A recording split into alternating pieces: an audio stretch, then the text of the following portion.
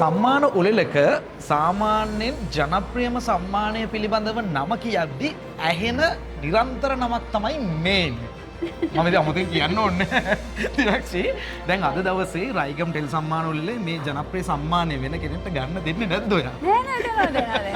මං එහෙම ඉල්ලලත් නෑ. මට ඕනේ කියලාත් නෑ. ඒක ඕන කෙනෙක්ට යන්න පුළුවන්. ඉතින් ඒක ප්‍රේක්ෂකයන්ේ තීරණය කරන්නේ. අනිවාර්යයෙන්. ඉතින් මම කැමතියි මොකද හැමෝම ජනප්‍රිය කටින් කාට හරි ගියත් ඉතින් අවුලක් නෑ. අපේ ක්ෂේත්‍රයේම අපේ එකට වැඩ කරන සහෝදර සහෝදරියෝ. ඉතින් මම සම්මානයක් හම්බුනත් නැතත් මම හැමදාම එනවනේ.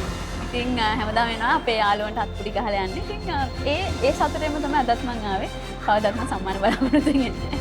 දැන් මේ රයිගම් සම්මාන උළෙලයි විනාක්ෂි කිව්වම ඒක සෑහෙන ලොකු බැඳීමක් කාලෙකින් නම් දැන් ජනප්‍රියම සම්මානයට අත්තම මේ ජනතාවනි තෝරන්නේ SMS මගින් හෝ සමීක්ෂණය මගින් හෝ ජනතාව තමයි දිනක්ෂිව මේ තැනට ගේන්නේ. මොකද හිතෙන්නේ මේ ජනතා ආකර්ෂණ මේ ආදින ගැන. හරිම සතුටුයි. මොකද හැමෝටම මේක ලේසියෙන් ගන්න පුළුවන් දෙයක් නෙවෙයි. ඉතින් මං හිතනවා මං හරිම බ්ලෙස්ඩ්. මිනිස්සුන්ගේ ආදරය හැම තැනම මට හම්බ වෙනවා. ඒක පාරට බැස්සම මට දැනෙනවා ඒ ආදරය. ඉතින් මං හිතනවා හරිම වාග්යවන්තයි එහෙම ආදරයක් ලබන්න. ඒකට බොහොම ස්තුතියි කියලා කියන්න ඕනේ. ඉතින් අවුරුදු ගාණක් ක්ෂේත්‍රයට ඇවිල්ලා තාමත් ඒ ආදරේ නොඅඩුවම ලැබෙනවා කියන්නේ හරිම සතුටට කාරණයක්. ඉතින් ඇත්තටම අපේ වැඩ මිනිස්සු බලන හින්දානේ අද අපි මෙතන ඉන්නේ. ඉතින් ඒ හින්දා මට ඇත්තටම හැම වෙලාවෙම මගේ ජීවිතේ ලැබලා තියෙන හැම දෙයකටම මගේ ආදරණීය ප්‍රේක්ෂකයෝ හවුල්කාරයෝ වෙනවා කියලා මම හිතනවා.